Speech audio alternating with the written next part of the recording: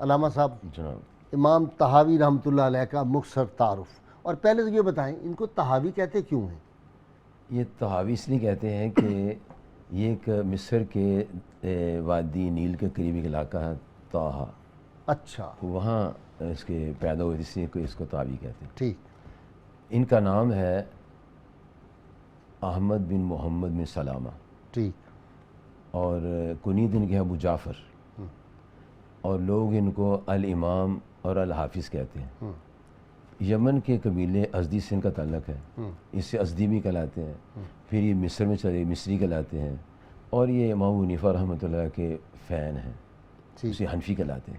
ٹھیک اور انہوں نے اپنی جو زندگی ہے شروع سے ہی علم کے ایک سمندر میں گزاری ہے، اور یہ شروع میں اپنے ماموں ابراہیم بن یحییٰ ان کے یہ شاگرد رہے ہیں، اور وہ مسلک شافعی سے تعلق رکھتے تھے۔ علامہ یوسفی صاحب، تفسیر میں بھی تو ان کو بڑا ملکہ حاصل تھا، جی بطور مفسر بھی اور مورخ بھی۔ ہاں، احکام القرآن انہوں نے لکھی ہے۔ اچھا، مفسر بھی تھے اور ہاں، مورخ بھی تھے، مفسر بھی ہیں، مورخ بھی ہیں، اور ادیب بھی ہیں۔ ادیب بھی ہیں۔ ان کی اپنا لوگ مصنفین نے 33 کتابوں کے نام لکھے ہیں، اچھا بعض نے 28 لکھے ہیں، اچھا اور سب سے بڑی جو کتاب ہے احکام القرآن اور یہ شرمان الاثار ہے، اور سب سے آخر میں جو کتاب لکھی مشکل الاثار ہے۔ تربیت ہوئی شافعی گھر میں، ماموں بھی شافعی، استاد بھی شوافع میں سے تھے، اور یہ حنفی کیسے بن گئے؟ یہ انہوں نے جب اپنے کچھ باتیں تو پروفیسر نے بتا دی اس میں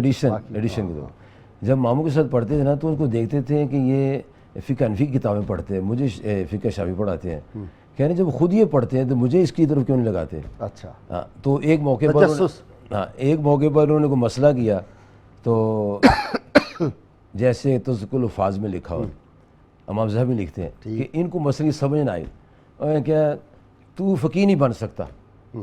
تو اس بات پر وہ پریشان ہو گئے کہ میرے ماموں نے مجھے کیا کہہ دیا۔ ایک تو یہ بات جو تھی ان کو وہاں سے لے جانے میں مجبور ہوئی، پھر وہ عمران صاحب کے پاس چلے، حنفی صاحب کے پاس چلے گئے۔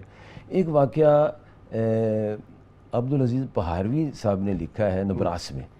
کیا آدمی تھا، کیا نام لے دیا آپ۔ جی ہاں، انہوں نے لکھا ہے کہ یہ جو مظفر گڑھ کے قریب جن کا مزار ہے، جی، اور انہوں نے تو ایٹم پہ بہت لکھا جی، تھا۔ انہوں نے ایک واقعہ لکھا ہے کہ یہ پڑھ رہے تھے ماموں سے، تو پڑھتے پڑھتے ایک واقعہ آیا کہ اگر عورت کے پیٹ میں بچہ ہو اور بچہ بھی بن گیا ہو مکمل اور عورت مر جائے، تو وہ یہ پڑھا رہے تھے کہ شافعی جو کہتے ہیں کہ اس کو ویسے دفن کر دینا چاہیے، لیکن فقہ حنفی میں ہے کہ اگر بچہ زندہ ہے اس کو پیٹ چیر کے نکال لینا چاہیے۔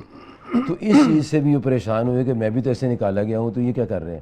تو یہ زندگی بخشنے والا وہ فقہ ہے، یہ تو زندوں کو مارنے والا ہے۔ اس وجہ سے بھی آپ وہ جو تھے نا وہاں چلے گئے۔ اور دوسری بات جو تھی، انہوں نے کہا کہ تو فقہ آ ہی نہیں سکتی، بخدا قسم کھا کے انہوں نے کہا۔ اور پھر جب حضرت ابراہیم یحییٰ فوت ہوئے تو آپ ان کی قبر سے نکلے، قبر کے پاس سے گزرے، تو کہنے لگے اگر آج میرا ماموں زندہ ہوتا نا تو اپنی قسم کفارہ بھی دیتا کہ میں فقیہ بن گیا ہوں، اچھا، محدث بن گیا۔ واہ واہ۔